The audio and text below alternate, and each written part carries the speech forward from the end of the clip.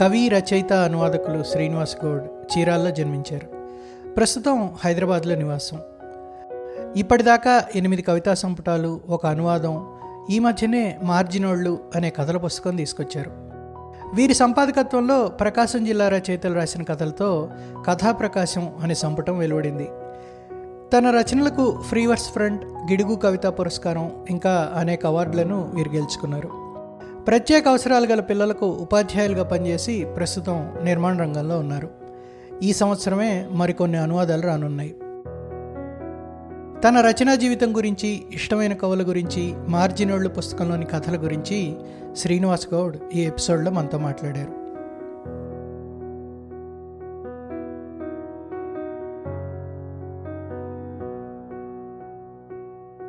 నమస్తే శ్రీనివాస్ గౌడ్ గారు, హర్షణీయానికి స్వాగతం. నమస్తే సార్. నమస్తే. ఇప్పుడు మీరు కవిత్వం రాస్తున్నారు. 1990 నుంచి 8 పుస్తకాలు కవిత్వం సంపుటాలు వచ్చినాయి. అలానే కథలు ఈ మధ్య కొత్తగా మార్జినోళ్ళు, దాని గురించి మనం డీటెయిల్డ్గా మాట్లాడదాం. తర్వాత అనువాదం కూడా ఈ మధ్య చేశారు అఫ్సర్ గారు.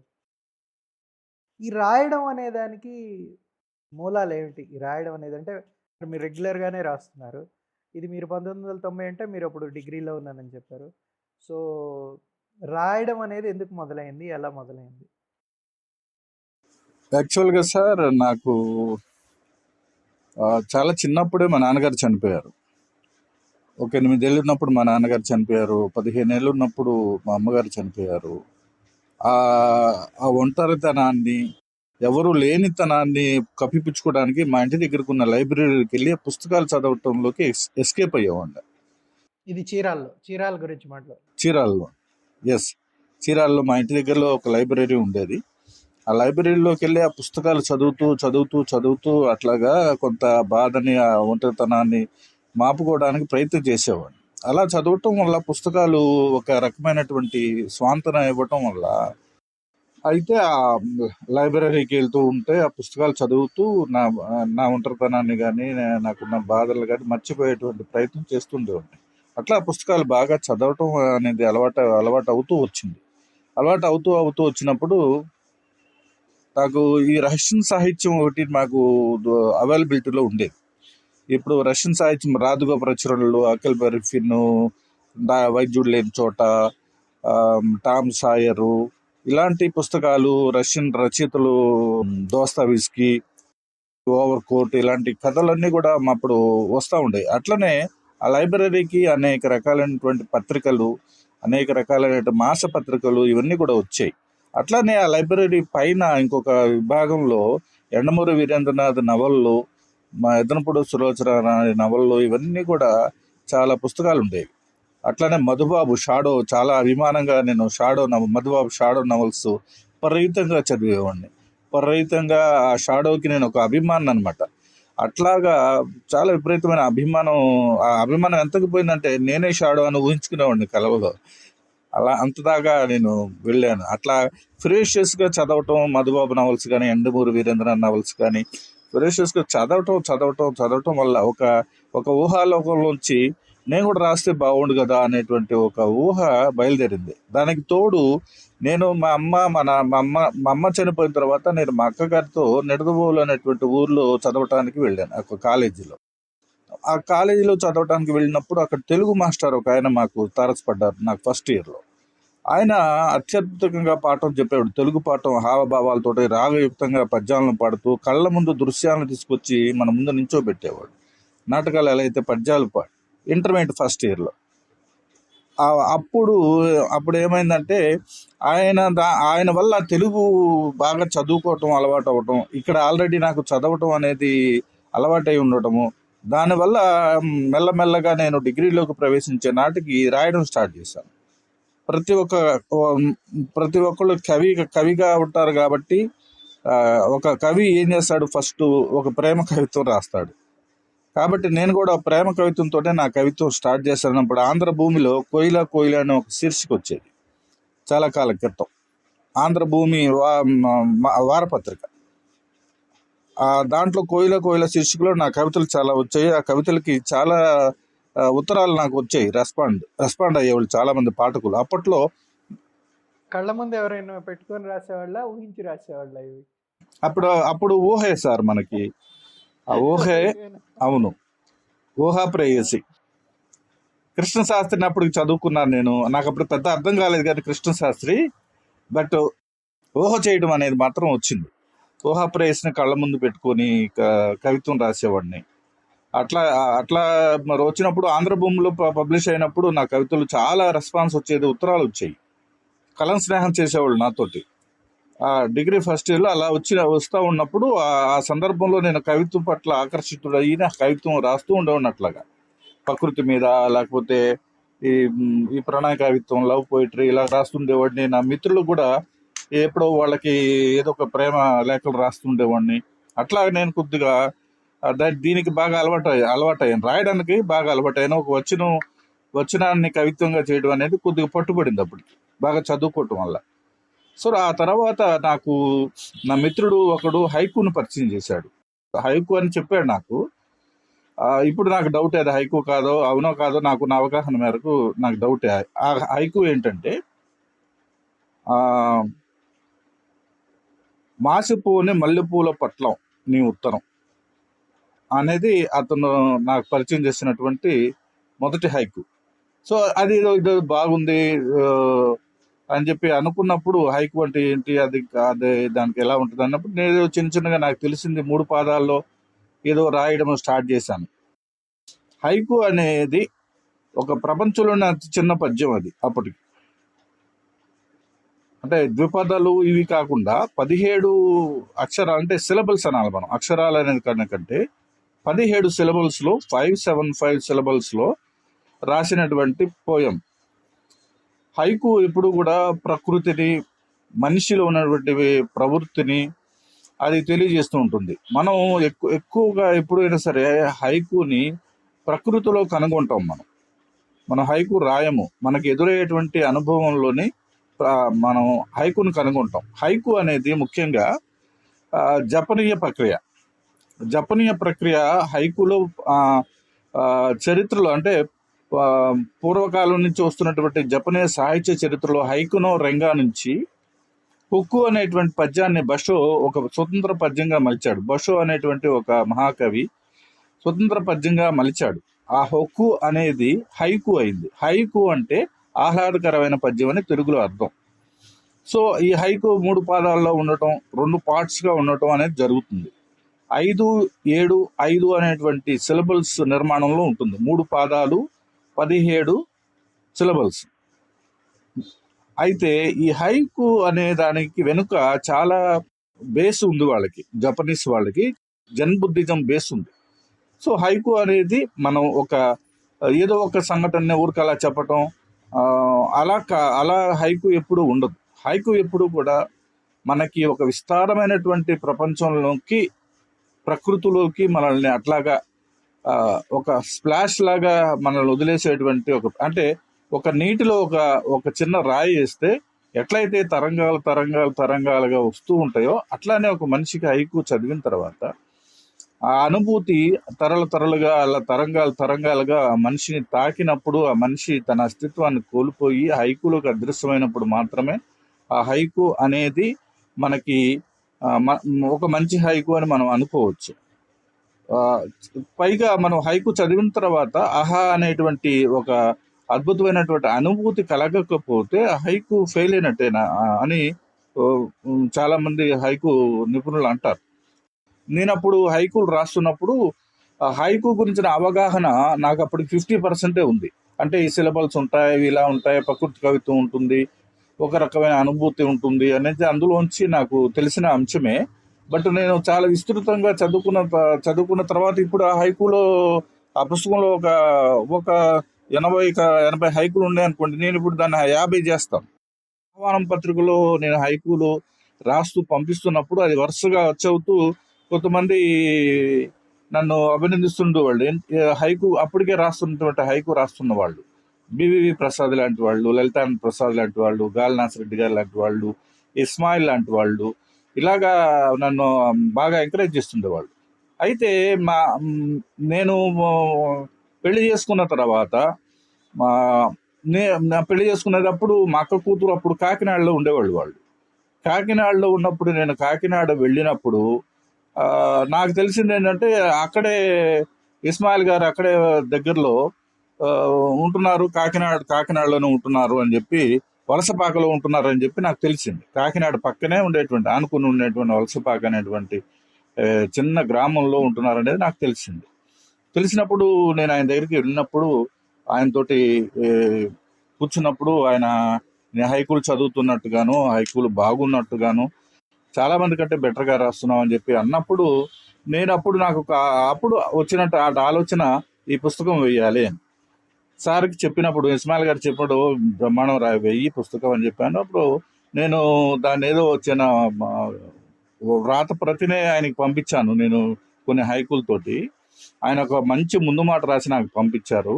ఆ సందర్భంలో నేను ఆ పుస్తకాన్ని వేయటం జరిగింది. మొదటి పుస్తకంగా హైకు ఎందుకు అని అన్నారు.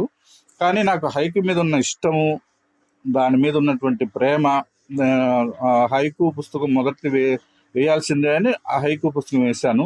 అట్లనే ఆ ముంజంత మృదువైన హైకు అనే పేరు పెట్టడంలో కూడా ఒక స్థానికత ఉంది అని చెప్పి చాలా మంది అన్నారు. ఆ పుస్తకంలోంచి 2 హైకులు ఏమైనా గుర్తున్నాయా మీకు చదవడానికి? ఓ ఆకు రాలింది, చెరువుతో పాటు చంద్రుడు పులకించాడు. ఓ ఆకు రాలింది, చెరువుతో పాటు చంద్రుడు పులకించాడు. ఇంకొక హైకు సార్. ఈ చినుకులదే అదృష్టం, ఈ చినుకులదే అదృష్టం పువ్వుల మీద కురిశాయి. బాగుంది. తర్వాత ఎట్లా సాగింది మీ కవిత్వం రాయడం అనేది? అప్పటికి చీరాలు వెనక్కి వచ్చేసారు, పెళ్ళైపోయింది, చీరాలకు వచ్చేసారు. అవును సార్. ఆ చీరాల్లో మీరు జాబ్లో చేరారా మీరు అక్కడికి వచ్చి?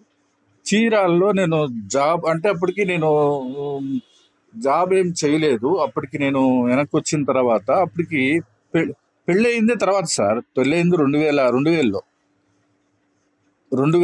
పెళ్ళయింది నాకు 2000లో. ఆ పెళ్ళి ఒక ముందు నేను కాకినాడ వెళ్తున్నప్పుడు ఇస్మాయిల్ గారు అప్పుడు కలిశాను నేను. పెళ్ళి ఒక ముందు 1 year 2 years ముందు. అయితే ఆ తర్వాత కొద్దిగా సాహిత్యం పట్ల వాటి పట్ల కొంత దీని పట్ల చూస్తున్నప్పుడు నాకు ఈ శివారెడ్డి గారు, తర్వాత శివశంకర్ గారు, తర్వాత సుగంబాబు గారు, ఇట్లా కొంతమంది పెద్దలు కలిసినప్పుడు ఓన్లీ ఇది ఇప్పుడు ఈ చిన్న లఘు కవిత్వం, హైకు కవిత్వంలో ఉండిపోబాకు, మంచి కవిత్వం రాయాల్సిందిగా వాళ్ళు అన్నారు. అన్నప్పుడు నేను కొన్ని పోయిమ్స్ కూడా అట్లాగా నాకు తెలిసినవి, నాకు తోచినవి అన్నీ కూడా రాయటం మొదలుపెట్టాను. మొదలుపెడుతూ రాస్తూ ఉన్నప్పుడు తర్వాత దాని తర్వాత కూడా నేను కొన్ని ప్రక్రియలను కూడా నేను సాధన చేశాను సార్. తర్వాత వచ్చినటువంటి పుస్తకము దిగులు వర్ణాల్లో కూడా ఏం చేశానంటే, దిగులు వర్ణాల్లోంచి నేను హైకులోంచి చిన్నగా బయటకు వచ్చి దిగులు వర్ణాల్లో హైకులు, నేను రాసిన ఆమెలు, కొన్ని ఇంగ్లీష్ ట్రాన్స్లేషన్స్, ఒక లాంగ్ పోయము, ఒక చిన్న పోయమ్స్, ఇలాగా కొన్ని పోయమ్స్ అన్ని కూడా నేను చేశాను సార్. చేసి దిగులు వర్ణాలు అనే పేరుతోటి పుస్తకం వేశాను. 2001లో నేను ముంజంత మృదువైన హైకేస్తే 2003లో దిగులు వర్ణాలు వేశాను. ఆ దిగులు వర్ణాల్లో కొంత మార్పు వచ్చినప్పుడు ఆ దిగులు వర్ణాలు పుస్తకం చూసిన శివారెడ్డి గారు నన్ను అటువైపు ఒంగోలు అటువైపు వచ్చినప్పుడు నన్ను బాగా మెచ్చుకున్నారు. ఆ పుస్తకం ఆయనకి ఇచ్చినప్పుడు ఒక స్పార్క్ ఉందా నీలో అన్నారు. నాకు బాగా గుర్తుంది. ఒక స్పార్క్ ఉంది నీలో, నువ్వు బాగా రాయి అని చెప్పారు. చెప్పినప్పుడు ఆ తర్వాత నేను రాసిన పోయిటరీ అంతా కలిపి ఇది జీవితం అనే పేరుతోటి పోయిటరీ వేశాను సార్.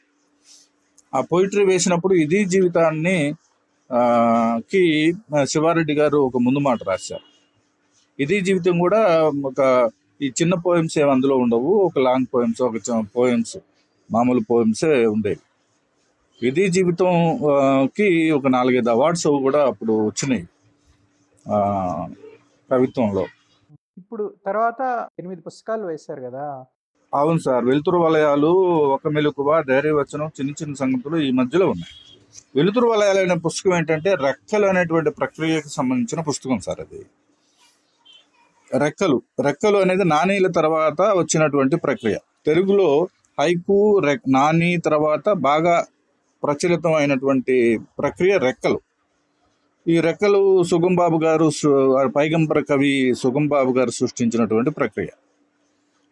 సో ఆ రెక్కలు అనేది కూడా ఒక తాత్వికమైనటువంటి నేపథ్యంలో రాసేటువంటి ప్రక్రియ సార్ అది. ఒక జీవితాన్ని నిరాడంబరంగా వ్యాఖ్యానించడం అందులో మనకు కనపడుతుంది. తాత్వికమైనటువంటి రెవల్యూషన్స్ మనకు తెలుస్తుంటాయి అందులో. దాని నిర్మాణం ఎట్లా ఉంటుందంటే సార్ 4+2 దాని నిర్మాణం. నాని 4 పాదాలు అయితే ఇది 4+2. కింద 2 కూడా 2 పాదాలు ఒక తాత్విక సత్యాన్ని, ఒక యూనివర్సల్ ట్రూత్ ఏదైనా కానీ ఒక రెలవేషన్ దాంట్లోంచి మనకి కనపడాలి. ఇక ఉదాహరణకి నేను చెప్తాను చూడండి. తవ్వుకో నీ దారి ఇన్ని వేల దారుల మధ్య, నీ వ్యక్తిత్వం నీ దారే, నీ వ్యక్తిత్వం నీ దారే అన్నప్పుడు ఆ 2 పాదాల్లో మనకి నీ వ్యక్తిత్వం నీ దారే అన్నప్పుడు అందులోంచి వచ్చేటువంటి ఒక చిన్న సత్యం అనేది పాఠకుడికి తగిలినప్పుడు ఆ పాఠకుడు ఒక మంచి ఫీలింగ్ లోనైనప్పుడు బాగుంటుంది అన్నది ఒక అభిప్రాయం. ఇంకొకటి చెప్తే మీకు అర్థం అవుతుంది. అడుగుతాను, బ్రతిమలాడుతాను, చివరికి కోప్పడిన లాభం లేదు. సమయమైనప్పుడే పూస్తుంది పువ్వు, సమయమైనప్పుడే పూస్తుంది పువ్వు. ఇలాగా రెక్కలు ఒక దీని మీద అద్దేపల్లి రామ్మోహన్ రావు గారు ఈ రెక్కలు ప్రక్రియని బాగా ఆయన చాలా మెచ్చుకున్నాడు. దాని మీద చాలా వ్యాసాలు రాశాడు. యూనివర్సిటీస్లో కూడా దాన్ని ప్రవేశపెట్టారు.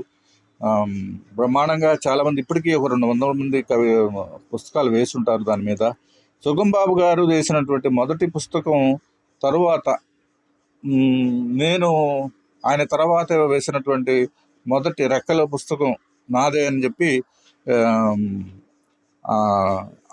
నాదే. ఇంకా దాని తర్వాత వచ్చినటువంటి రెక్కల పుస్తకం ఆయన సుగంబాబు గారి తర్వాత వేసినటువంటి రెక్కల మొదటి పుస్తకం నాదే.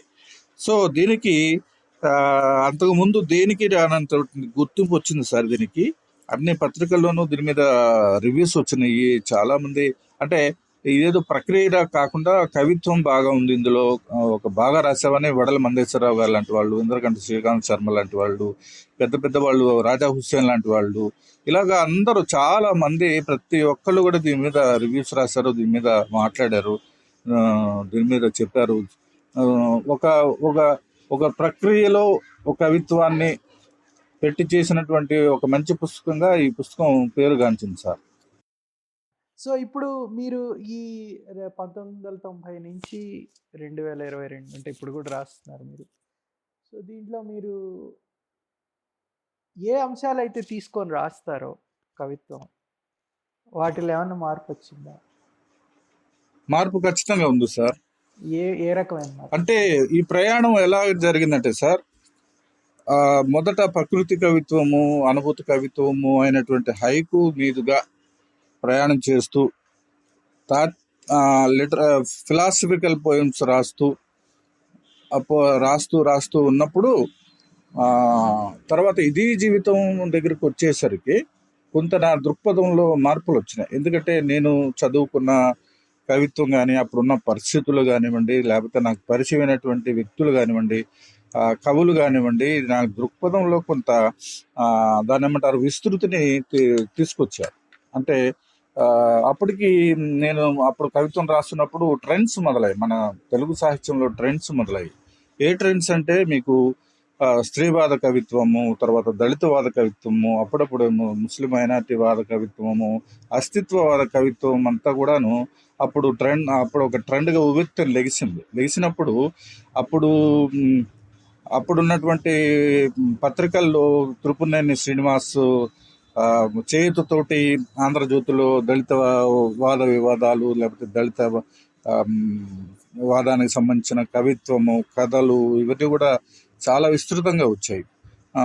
గుంటూరు లక్ష్మీనరస గారి వ్యాసాలు, మద్దు నాగేష్ బాబు, తెరేష్ బాబు, కలేకూరు ప్రసాదు, కలేకూరు ప్రసాదు, ఇంకా పగడాల నాగేందరు, తర్వాత వేముల ఎల్లయ్య, డాక్టర్ జీవి రత్నాకరు, ఇలాగా స్కై బాబా, ఇలాంటి చాలా మంది రచయితలు మూకుమ్మడిగా రాస్తూ ఉన్నప్పుడు సామాజిక సమస్యలు, దేశంలో అమలవుతున్న రాష్ట్రం, మన నిత్య జీవితాల్లో ఎదురవుతున్న వివక్షల పట్ల మనం మనం కళ్ళు తెరుచుకు చూడకపోతే ఎట్లా అనేది నాకు అనుభవంలోకి వచ్చింది. వచ్చిన తర్వాత మద్దూరు నాగేష్ బాబు అప్పుడు మా చీరాలకి అల్లుడు అనమాట. మా మద్దూరు నాగేష్ బాబు ఒకరోజు మేము నిర్వహిస్తున్న 1993లోనో 4లోనో మేము నిర్వహించినటువంటి ఒక కథా వర్క్షాప్కి ఆయన వచ్చాడు. వచ్చినప్పుడు ప్రజాశక్తిలో ఒక కవిత నాది అప్పుడు వచ్చినప్పుడు దాన్ని పట్టుకొని నా దగ్గరికి వచ్చి చాలా బాగా రాస్తున్నావు అని చెప్పి ఆయన అన్నప్పుడు ఆయనతో స్నేహం కొనసాగిన తర్వాత ఆయన ఇన్స్పిరేషన్ తోటి నేను నా భావన ప్రపంచం విస్తృతం చేసుకున్నాం. అనేక రకాలైనటువంటి జీవితాల పట్ల, అనేక రకాలైన వాదాల పట్ల కూడా నేను పరిచయం చేసుకున్నాను. ఆ సందర్భంలో ఇది జీవితంలో కొంత నా ఆలోచనలో, దృక్పథంలో కూడా మార్పు వచ్చింది. ఇది జీవితం కూడా శివారెడ్డి గారు ముందు మాట రాసిన దీనికి కూడా ఒక 2-3 అవార్డ్స్ వచ్చినాయి సార్. దానివల్ల నాకు కూడా నేను ఒక కవిగా నేను రాయగలను, నిలబడగలను, ఒక భిన్నమైనటువంటి వస్తువులను తీసుకుని కూడా నేను ఆ వస్తువుని నిర్వహించగలను, మనిషి మనసును తాకేలాగా నేను కూడా చెప్పగలిగినటువంటి ఒక నమ్మకం ఇచ్చినటువంటి పుస్తకం ఇది జీవితం. ఆ తర్వాత తర్వాత సుగం బాబు గారు పరిచయం అయ్యారు. ఆ ప్రభావంతో రెక్కలు రాశాను, మళ్ళీ లైఫ్ ఫిలాసఫీకి వచ్చాను. అందులోనే నేను నా దృక్పథాన్ని కూడా ఇమిడ్చి నేను కొంత ప్రయత్నం చేశాను. ఆ రెక్కల వస్తువులో ఫిలాసఫీతో పాటు నేను అనేక రకాల వస్తువుల్ని ఫిలసాఫికల్గా చెప్పేటువంటి ప్రయత్నం చేశాను. సామాజిక అంశాలు, ఎన్నికలు, రకరకాల వస్తువులు కూడా అందులో నేను ప్రవేశపెట్టాను. వెలుతురు వలయాల తర్వాత కూడా నేను ఒక 100 హైకులు 100 రెక్కలు రాసిన సందర్భం ఉంది. ఇంగ్లీష్లో కూడా రావెల్ పురుషోత్తమరావు గారు ఇంగ్లీష్లో కూడా ట్రాన్స్లేట్ చేశారు వాటన్నిటిని. దురదృష్టవశాత్తు దాన్ని ఇంగ్లీష్లో వేసుంటే కనుక చాలా మంచి పుస్తకం అప్పుడే అయ్యేది. వస్తువు ఏ రూపాన్ని డిమాండ్ చేస్తే ఆ రూపంలోనే రాయడం నాకు అలవాటు కాబట్టి అలా రాసుకుంటూ పోయాను. అంతే తప్పించి నేను ఇది లాంగ్ పోయం రాలి 40-50 పాఠాలు ఉండాలనేటువంటి నియమం నాకేం లేదు.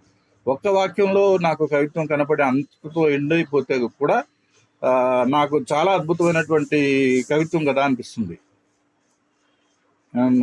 దర్భసైనం గారి ఒకటి చిన్న ద్రవించి ప్రవహించాలే గాని మనిషిని మించిన నది ఉందా అని చెప్పి ఆయన ఒక చిన్నది రాశాడు. అది ఒక వాక్యం కావచ్చు, లేదా సార్ 2 వాక్యాలు కావచ్చు, కానీ అదొక ఎంత లోతైనటువంటి అర్థాన్ని ఇముడ్చుకున్న వాక్యం కదా అనిపిస్తుంది. దర్భసం సినిమా అట్లనే మద్దు నాగేష్ బాబు గారి పోయం చదివినప్పుడు, పైడి తెరేష్ బాబు గారి పోయం చదివినప్పుడు అద్భుతమైనటువంటి మెటఫర్లతో వాళ్ళు ఎంతో వ్యంగ్యంతో, ఎంతో సెటైర్ తోటి సమాజాన్ని వాళ్ళు వ్యాఖ్యానిస్తున్నప్పుడు, శివారెడ్డి గారి కవిత్వంలో కూడా ఒక చిన్న దృశ్యాన్ని అలాగా విస్తరించుకుంటూ పోతున్నప్పుడు మనకు చాలా గొప్పగా అనిపించినప్పుడు నేను కూడా అలాంటి కవిత్వం అంటే వాళ్ళని అనుసరించని కాదు, కానీ ఆ వస్తువును నిర్వహించే విధానాన్ని నేను వీళ్ళందరి దగ్గర నేర్చుకున్నాను. వీళ్ళందరి దగ్గర తర్ఫీదు తీసుకున్నట్టే. అంటే ఆ పుస్తకాలను నేను బాగా చదువుకోవటము, ఆ కవిత్వంలో వస్తువును ఎలా నిర్వహించారా నేను గమనించటము.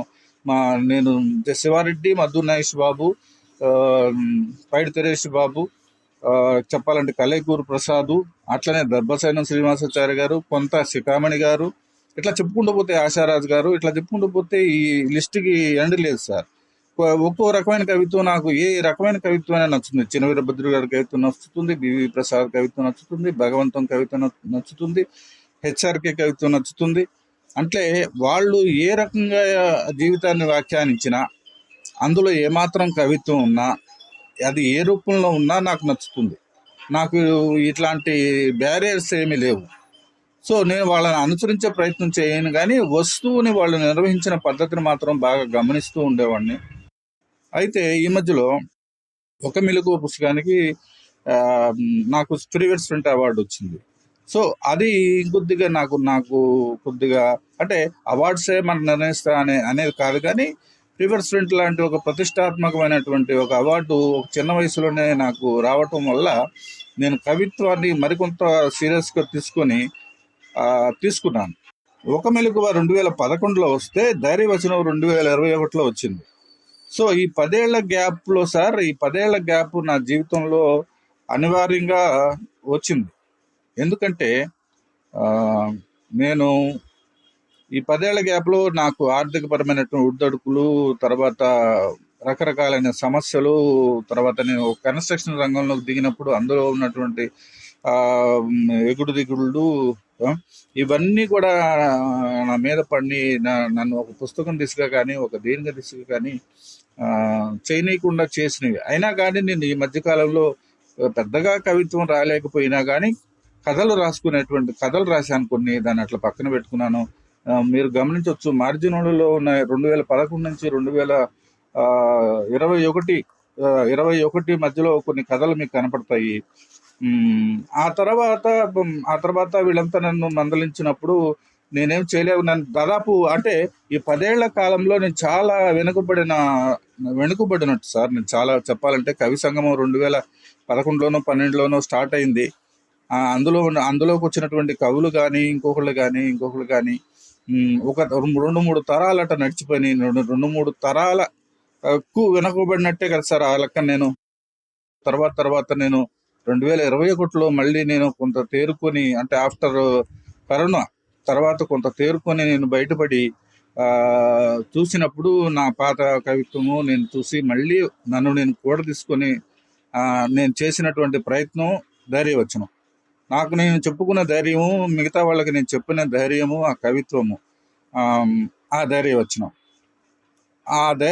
2021లో వస్తే అదే ఊపులో నేను మళ్ళీ ఒక 2-3 నెలల తర్వాత చిన్న సంగతులు అనేటువంటి పుస్తకం నేను వెంటనే మళ్ళీ వేశాను. అంటే నాలో పేరుకుపోయినటువంటి ఈ కవిత్వము ఇది చిన్న సంగతులుగా బయటకు వచ్చింది. అయితే చిన్న సంగతుల దగ్గరికి వచ్చినప్పటికీ నేను ఈ పుస్తకంలో నేను ఒక మాట అనుకున్నాను. ఒక పేజీకి మించి నేను దీంట్లో కవిత్వం రాయకూడదు అనేటువంటి ఒక చిన్న ఇది నేనే పెట్టుకొని, ఒక 20 పాదాల మించి కవిత్వం ఉండకూడదు, ఒక పేజీ మించి రాకూడదు అని నేను అనుకున్నాను. దీంట్లో అట్లా నేను రాసినటువంటి ఈ చిన్న పోయిమ్స్ అన్నీ కూడా చిన్న సంగతుల పేరుతోటి వచ్చింది. చిన్న సంగతులు కూడా చాలా ధైర్యవచనం కానివ్వండి, ధైర్యవచనం కూడా కొన్ని అవార్డ్స్ వచ్చినాయి, చిన్న సంగతులకి అవార్డ్స్ వచ్చినాయి. నేను ఆ తర్వాత నేను చేసిన ప్రయత్నంలో కొంతమంది మిత్రులు కలిశారు. ఆ సందర్భంలోనే కరోనాలో నాకు మిత్రుడు కవి సమ్మేళనం ఫేస్బుక్లో నాకు మిత్రుడు కొత్తపల్లి సురేష్, అనంతపురం రచయితల సంఘం కార్యదర్శి, అతను మంచి యువకుడు, గాయకుడు, కొత్తపల్లి సురేష్ పరిచయం అయిన తర్వాత అతని దీంట్లో నేను వ్యాసాలు రాస్తూ పుస్తక సమీక్షలు చేస్తున్నప్పుడు, విశ్లేషణ చేస్తున్నప్పుడు అతను పరిచయం అయ్యాడు. అదే సందర్భంలో నాకు డాక్టర్ జీవి రత్నాకర్ గారు Urdu national, Maulana Azad Urdu national university Hindi department ప్రొఫెసర్గా ఉన్నాడు. ఆయన అసోసియేట్ ప్రొఫెసర్గా. డాక్టర్ జీవి రత్నాకర్ గారు పరిచయం అయ్యారు.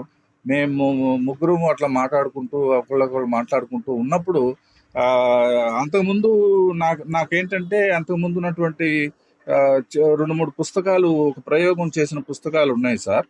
అంటే ఒక ముగ్గురు కవులు కలిసి కవిత్వం రాయడము, నలుగురు కవులు కలిసి కవిత్వం రాయడము, వాళ్ళు ఒకటే పుస్తకం వేయటం చేశారు. అయితే అందులో వాళ్ళు ఏం చేశారంటే ఒక పుస్తకం వంశీతా సేన్ అనేటువంటి పేరుతో వంశీకృష్ణ, ప్రసేను, సీతారాం ముగ్గురు కలిసి చేసినటువంటి పుస్తకంలో వాళ్ళు ఎవరి పోయం కింద వాళ్ళ పేర్లు వేసుకున్నారు. అట్లానే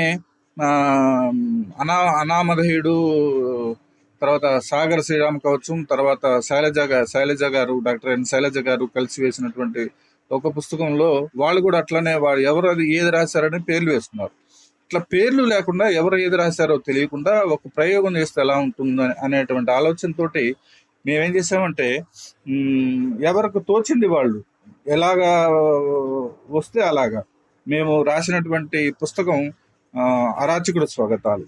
ఈ అరాచకుడు స్వాగతాలు వెనక ఉన్న నేపథ్యం ఏంటంటే, మీకు ఒక చాలా చిన్న ఇంట్రో రాశాను దానికి, అది చదువుతాను. ఇదంతా ఒక వలపోత, సామాన్యుడి సనుగుడు, ఒక స్వాప్నికుడి భంగబాటు, ఒక సగటు జీవి కూలిన ఆశల జీవోత్సవాల ఆనవాళ్లు, కూలిన చోట కుదురగా ఉండని అక్షరాల పోగు, బడుగు దుఃఖాల పేగు, పెగిలే గొంతులు పూడ్చేసి నిరంకుశ ధ్వజస్తంభాలు నిలబడుతున్న విషాదం. గొంతులు చావవు, లేస్తాయి, మళ్ళా మళ్ళా చంపినా లేస్తాయి. తుకుడేలు అరాచుకులన్నా ఒక అరణవు నవ్వుకొని మరలా లెగుస్తాయి. గొంతులో ప్రశ్నలు పొంగుతాయి, స్వగతాలు పాడతాయి, గాయాల గతాలు గుర్తు చేసి వర్తమానం మీద ఒక హెచ్చరిక జారీ చేస్తాయి. ఏంది అన్యాయమని అడగటమే అరాచకమైతే ఇది అరాచకుడి స్వగతమే. ఏంది అన్యాయమని అడగటమే అరాచకమైతే ఇది అరాచకుడి స్వగతమే. నేల నలుమూలల సమాధి అయిన గొంతుల స్వామూహిక స్వగతమే. అవును, ఇది ముమ్మాటికి అరాచక స్వగతమే అని దీనికి ఉన్న నేపథ్యాన్ని చిన్న ఇంట్రో రాశాను సార్. ఇందులో అప్పుడు సమకాలీనంగా జరుగుతున్నటువంటి అన్ని విషయాల మీద మేము ఎటువంటి సశపిషలు లేకుండా రాసినటువంటి పోయిటరీ ఇది. అందులో రత్నాకర్ గారు, నేను, కొత్తపల్లి సురేష్ అనేటువంటి మిత్రుడు కలిసి రాసినటువంటి కవిత్వం, గొలుసుకొట్టి కవిత్వం ఉంది. అయితే ఈ సందర్భంగా నేను చెప్తుంది అంటే, అప్పుడు చాలా కాలం క్రితం మీరేమట్లు పుస్తకం మధుర్ నాగేష్ బాబు వేసి బయటికి వదిలినప్పుడు నాకు తెలిసి ఆ పుస్తకం మీద ఒక సమీక్ష కూడా ఏ పత్రికల్లో రాలేదు. ఇప్పుడు అరాచకుడు స్వాగతాల మీద కూడా అందరూ మౌనం పాటించారు. ఎవరు కూడా దీని గురించి కానీ దీని ప్రస్తావన కానీ ఎక్కడా తేలేదు. ఒక నేటి నిజం అనే ఒక పత్రికలో చిన్న రివ్యూ ఒకటి వచ్చినట్టుగా నాకు గుర్తు. కవిత్వం అనే విషయం దగ్గరకు వస్తే అరాచకుడు స్వాగతాలు 2022లో వచ్చినటువంటి ఆఖరి పుస్తకం. మామూలుగా ఎవరైనా చాలా మంది అనువాదంతో మొదలుపెట్టి రచనకు వస్తారు. అవునండి. మీరు కవిత్వం రాస్తూ ఇన్నేళ్లుగా ఇప్పుడు కొత్తగా అనువాదం మొదలుపెట్టారు అఫ్సర్ గారి కవిత్వంతో. ఉపవాస పద్యాలు అని ఈ మధ్యనే వచ్చింది. అది ఎలా జరిగింది? అనువాదం ఈ మధ్య కొత్తగా చేసింది కాదు సార్. నేను గాలి నర్సరెడ్డి గారు నాకు పరిచయమైనని మీకు చెప్పాను కదా. హైకు గురించి ఆయన నాకు చెప్తున్నటువంటి సందర్భంలో ఆయన అప్పటికే కంజిరా అనేటువంటి ఒక పత్రిక వచ్చేది. ఆ పత్రికలో ఆయన అప్పటికే దాదాపు 100 హైకులు ఇంగ్లీష్లోంచి తెలుగులోకి ఆయన జపనీస్ హైకుని ట్రాన్స్లేట్ చేసి పుస్తకంగా వేస్తున్నారు. అట్లానే ఆయన పుస్తకంలో కూడా కొన్ని హైకులు ప్రచురించున్నారు. అప్పటికే ఆయన పుస్తకం ఒకటి వచ్చింది, దాని పేరు గుర్తులేదు కానీ చాలా చిన్న పుస్తకం, బుక్లెట్ లాగా ఉంటుంది అది. ఆయన అప్పటికే చాలా మంది జపనీస్ కవుల్ని, చైనీయ కవుల్ని, కేదార్నాథ్ సింగ్ లాంటి వాళ్ళని, ఇలా చాలా మంది కవుల్ని కూడా ఆయన అనువదించాడు.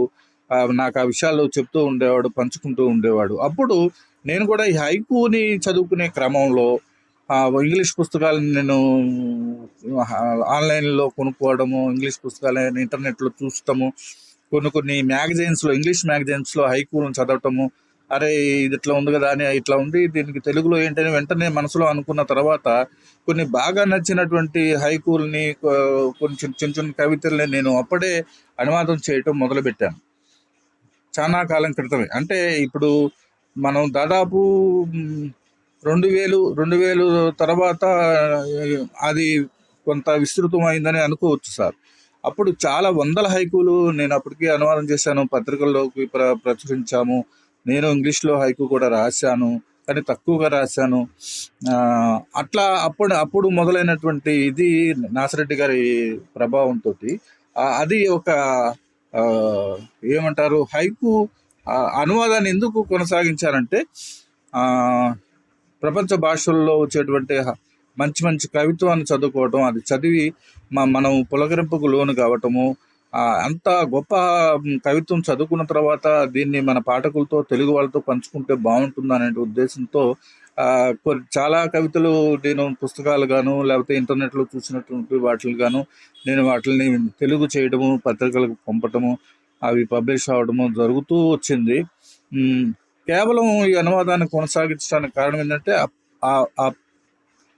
ఉదాహరణకి చైనీయ కవిత్వం కానీ జపనీయ కవిత్వం కానీ తీసుకున్నప్పుడు ఆ కవిత్వం నన్ను ఎంతగా ఆకట్టుకుంటుందంటే, చాలా ఆ రోజంతా ఆ ఫ్లేవర్ అలాగే ఉంటుంది. ఆ పోయమ్స్ చదివినటువంటి ఫ్లేవర్ నా మనసులో అలాగే ఉంటుంది. ఆ రోజు నాకు ఎంతో ఉత్సాహంగా కూడా ఉంటుంది. ఎన్ని బాధలు ఎన్ని చికాకులు ఉన్నా కానీ ఈ పోయమ్స్ తాలూకు ఫ్లేవరు నాకు వాటిలన్నిటిని సర్ప్రైజ్ చేసి నాకు ఒక మంచి ఉత్సాహాన్ని ఇచ్చేటువంటి ఆ, ఇదిగా ఉంటుంది కాబట్టి నేను ఎక్కువగా చదువు. అలాగే మన తెలుగులో కూడా చాలా మంది రాసే కవిత్వం అంటే ఒక కవిత్వం ఒక ఓదార్పుగా ఒక అవుట్లెట్గా ఒక ట్రెస్ బస్టర్గా నాకు అది ఒక తయారైపోయినట్టుగా అనిపిస్తుంది. నాకు ఎప్పుడైనా విషాదంగా దిగులుగా చిరాకుగా ఉన్నప్పుడు ఏదో ఒక మంచి కవి పుస్తకం తీసుకొని చదువుకుంటూ ఉంటాను. చదివినప్పుడు అందులో కొన్ని కవితా వాక్యాలు ఏం చేస్తాయంటే నాకు ఈ గాయాలకి మలాం పట్టి వేస్తాయి అనమాట. అలాంటప్పుడు ఆ, కవిత్వం ఒక ఓదార్పుగా ఒక మెడిసిన్గా నాకు ఒక మెడిసిన్గా నాకు పనికొస్తుంది కాబట్టి ఆ ఆ పని నేను అనువాదంలో చేసినప్పుడు కూడా ఆ కవితలు అందులో ఉన్న ఫ్లేవరు అందులో ఉన్నటువంటి ఎస్సెన్స్ నాకు ఈ విధంగా ఉపయోగపడతాయి కాబట్టి నేను అనువాదం కొనసాగిస్తూ వచ్చాను. ఆ, ఈ సందర్భంలో నా దగ్గర ఆ, ఆ, అకస్మాత్తుగా చొరబడ్డాడు అఫ్సర్ మధ్యలోకి. ఆ, నా నేను ఊహించిన నేను పెట్టుకున్నటువంటి ప్లాన్స్లో అఫ్సర్ కవిత్వం లేదు, ఉపవాస పద్యాలు లేవు మొదట. అయితే నేను తస్లీమా నస్రీన్ని తర్వాత ఇద్దరు చైనీయ 9వ శతాబ్దానికి చెందిన ఇద్దరు జపనీయ కవయిత్రుల పుస్తకం ఒకటి అనువాదం చేశాను. దానికి ఆ పుస్తకాలు, తర్వాత చైనీయ స్త్రీల కవిత్వం, చైనీయ మహాకవుల కవిత్వం, ఇలాగా చాలామంది భారతీయ స్త్రీల కవిత్వము, ఇలాగ చాలా పుస్తకాలు నేను రెడీ చేసుకున్నటువంటి సందర్భంలో అఫ్సరు పోయిన రంజాన్కి రోజుకొక ఇంగ్లీష్లో పోయం ఫేస్బుక్లో పెట్టినప్పుడు వాటికి ఆకర్షితులున్నాయి. ఆ పోయమ్స్లో ఉన్నటువంటి ఎగోనికి, ఆ బాధకి, అతను అప్పీల్ చేసినటువంటి విధానానికి, ఒక ఒక సాధారణ ముస్లిం ఎలాగైతే ఎన్ని రకాలుగా బాధపడుతున్నాడో ప్రపంచవ్యాప్తంగా ఉన్నటువంటి ఒక ముస్లిం వేదనని అతను అన్ని దేశాల్లో ఉన్నటువంటి ముస్లిం వేదనని అతను ఆ పద్యాల్లో పలికించాడు. అవి కేవలం ఒక ఆధ్యాత్మికతగానో ఒక మతపరమైనటువంటి రచనలో కాకుండా ఒక ముస్లింలు వేదనని ఒక సామాజిక వేదనకి ముడిపెట్టి రాసినటువంటి పద్యాలుగా నాకు అనిపించి నేను తెలుగు చేశాను అవి. ఇప్పుడు ఆ పుస్తకం కూడా బోధి ప్రచురణలు బంగారు బ్రహ్మన్న ఆయన బోధి ప్రచురణ తరపున పుస్తకం వేశారు. ఆ పుస్తకం వచ్చి కూడా నెలపైన అవుతుంది. ఆ పుస్తకం కూడా చాలా బాగుంది అనువాదం అనేటువంటి రివ్యూస్ వస్తున్నాయి. ఆ రకంగా మొదటి అనువాద పుస్తకంగా అప్సరన్న ఉపవాస పద్యాలు వెలువడింది. ఇప్పుడు ఇది కాకుండా మీరు కథా ప్రకాశం అని ఒక పుస్తకం తీసుకొచ్చారు. ఆ కథా ప్రకాశం గురించి చెప్పండి. కథా ప్రకాశం పుస్తకం నేను మామూలుగా ఈ విభజన జరగనప్పుడు మాది ఉమ్మడి ప్రకాశం జిల్లాలో చీరాల ప్రకాశం జిల్లాలో ఉండేది. అప్పుడు మేము జరుగుతున్నప్పుడు అప్పుడు ఎక్కువగా ఒంగోలులో మంచికంటి వెంకటేశ్వర రెడ్డి అన్న, తర్వాత నూకతోటి రవికుమార్ అన్న, తర్వాత శ్రీరామకౌతం సాగర్ గారు, తర్వాత ఇజ్రా శాస్త్రి, తర్వాత అక్కడ ఉన్నటువంటి మిత్రులు అక్కడ కరుణాకర్ గారు, తర్వాత రాజు రాఘవరెడ్డి, మన్నపరేని రవి, ఇలాంటివంటి మిత్రులతో అందరితో సమావేశాలు జరుగుతున్నప్పుడు అప్పుడు మంచికట్టి వెంకటేశ్వర రెడ్డి అన్న బాగా మంచి కథలు అవి రాస్తున్నటువంటి సందర్భంలో గుంటూరు కథ, చిత్తూరు కథ, ఉత్తరాంధ్ర కథ, విశాఖ కథ, లేకపోతే అలాంటి జిల్లా వ్యాప్తమైన కథలు వచ్చినాయి కానీ ప్రకాశం జిల్లా కథల సంకలనం రాలేదని మేము అనుకుంటా ఉండేవాళ్ళం. కొంత ప్రయత్నం వెంకటేశ్వర రెడ్డి మంచికంటి వెంకటేశ్వర రెడ్డి గారు చేశారు. ఆ తర్వాత మేము కథా ప్రకాశం అనేటువంటి పేరుతోటి కొన్ని సమావేశాలు నిర్వహించి ప్రకాశం జిల్లాలో అందరూ దగ్గర నుంచి కథలు సేకరించి ఒక పుస్తకంగా వేద్దామని నిర్ణయం తీసుకున్న తర్వాత ఆ కథా ప్రకాశం భారం అంతా నా మీద పడింది. నేను నూకతోటి రవికుమార్ అన్న 4-5 సమావేశాలు కలిసి నిర్వహించాము.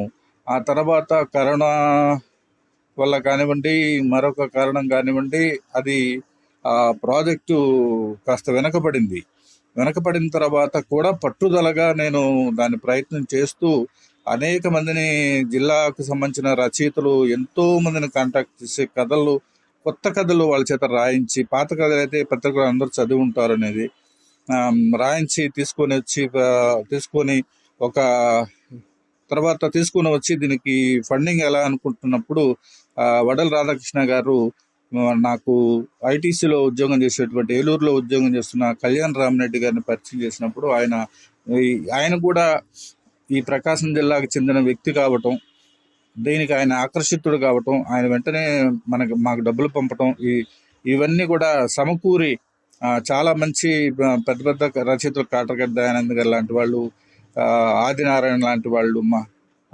లాంటి పెద్ద పెద్ద రచయితలు కూడా మాకు కథలు పంపించటం అంతా కూడా జరిగిన తర్వాత కథా ప్రకాశం చాలా వైభవంగా ఒంగోలులో మేము పోయిన సంవత్సరం మార్చిలో మేము ఆ కథా ప్రకాశాన్ని చాలా పెద్దలు విద్యాసాగర్ గారు, తర్వాత డాక్టర్ విద్యాధర్ గారు, ఇంకా కోయి కోటేశ్వరరావు, ఇలాంటి డాక్టర్ జీవి రత్నాకర్ గారు, ఇలాగ కొంతమంది పెద్దలందరూ మళ్ళీ మాతృక రమాసుందర్ గారు, ఇలా చాలా మంది ప్రముఖుల వీళ్ళందరూ కూడా జిల్లాకు సంబంధించిన వాళ్ళే. సో వాళ్ళందరినీ ఒక చోట చేర్చి ఒక మంచి ఏమంటారు దాన్ని, ఒక ఫంక్షన్ లాగా, ఒక వేడుక లాగా దాన్ని మేము ఎన్టీఆర్ కళాక్షేత్రంలో నిర్వహించాము. కథా ప్రకాశం అద్భుతంగా పుస్తకం బయటకు వచ్చింది. అయితే నేను ఇందాకే అన్నట్టు కథా ప్రకాశం చాలా ప్రయత్నం చేసి తీసుకొచ్చాము, కానీ కథా ప్రకాశం కూడా దానికి సంబంధించినటువంటి ఎంతోమంది ప్రముఖులు ఉన్నారు ప్రకాశానికి సంబంధించి. అయినా కానీ వాళ్ళు కూడా విమర్శకులు దీన్ని పెద్ద పట్టించుకున్న దాఖలాలు ఏమీ లేవు దురదృష్టవశాత్తు. ఎందుకనంటే కొండరెడ్డి వెంకటేశ్వరరెడ్డి లాంటి విమర్శకుడు, బీబీసీలో పనిచేస్తున్నటువంటి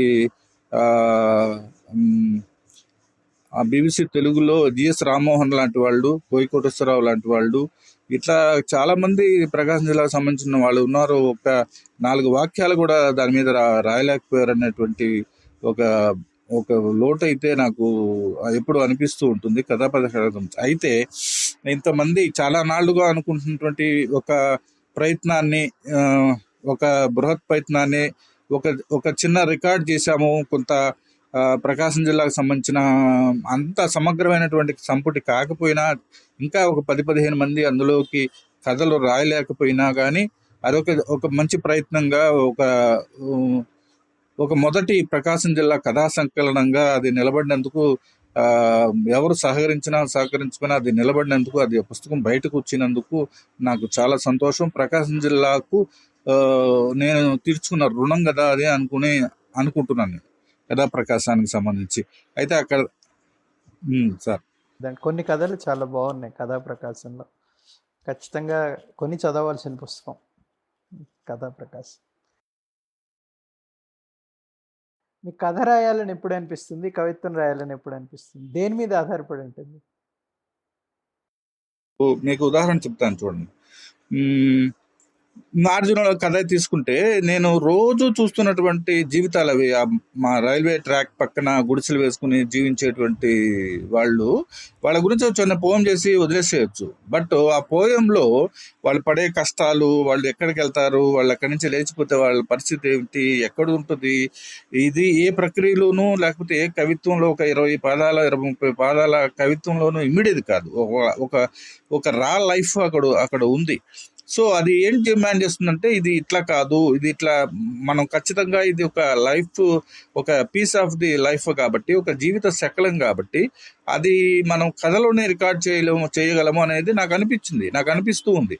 సో నేను మిగతా దాంట్లో కవిత్వంలో పెట్టినా అక్కడ ఫెయిల్ అయ్యాను నేను. 1-2 దీంట్లో కవిత్వంలో చేద్దాము వీళ్ళది ఇట్లా అని చెప్పి అనుకున్నప్పుడు కూడా నాకెందుకో మనలోంచి మనం అదే ఆ కవిత్వం తనంతట తాను రావాలి తప్పితే రావాలి అనుకోకూడదు, మనం రాయాలి అనుకోకూడదు, అదే రావాలి. కాబట్టి ఆ కవిత్వం నాకు రాలేదు కాబట్టి నేను ఏం చేశానంటే ఊరుకున్న తర్వాత ఒకరోజు ఒక ఫైన్ నైట్ ఏం చేస్తుందంటే, ఇది కథ అలాగ ఫ్లోగా బయటకు వచ్చినప్పుడు నేను రాసుకుంటూ పోయా. అప్పుడు మాకు ఈ టైప్ చేసేటువంటి వెసులుబాటు అప్పుడు లేదు.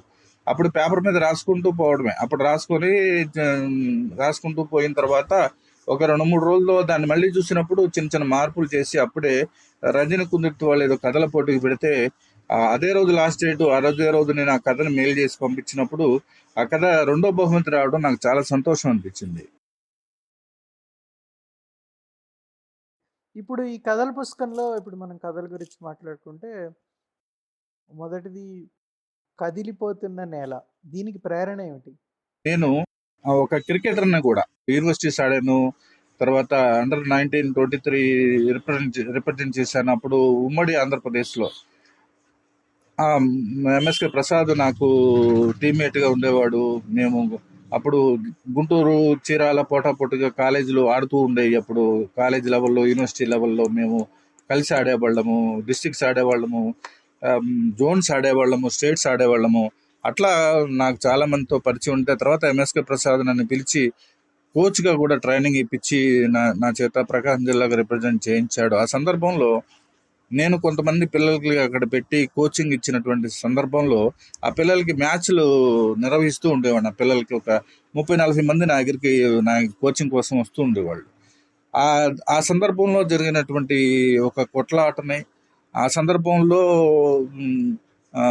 జరుగుతున్నటువంటి కొట్లాటలు, తర్వాత దేశంలో జరుగుతున్నటువంటి ఈ హింస, బీజేపీ మత ప్రభుత్వాలు, బీజేపీ గవర్నమెంట్ లాంటి ప్రభుత్వాలు దేశాన్ని అతలాకుతలం చేస్తూ, మతతత్వాన్ని చిన్న చిన్న పట్టణాలు కూడా పాకిస్తూ, యువకుల మనసుల్ని ద్వేషపూరితం చేస్తూ ఉన్నటువంటి సందర్భంలో ఆ రెండింటినీ నేను లింక్ చేసి, అంటే కొంత ఒక అనుభవం నాకున్నది, మరొక అనుభవం, రెండు రకాల అనుభవాలని నేను లింక్ చేశాను. అందులో లింక్ చేసి రాసినటువంటి కథ కదిలిపోతున్న నేల.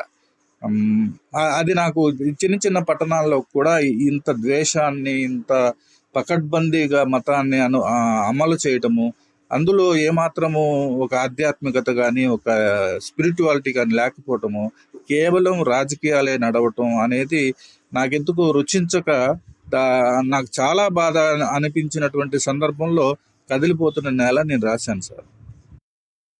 తర్వాతది పీఠముడి. నేను ఇంకొక మాట కూడా నీకు చెప్పాలి. నేను డెఫ్ అండ్ డమ్ ట్రైన్ టీచర్ని sir. Deaf and dumb train టీచర్ని నేను ఒక ఎయిడెడ్ స్కూల్స్లో ప్రిన్సిపల్గా పనిచేశాను. ఆ తర్వాత దాంట్లోంచి బయటకు వచ్చాను.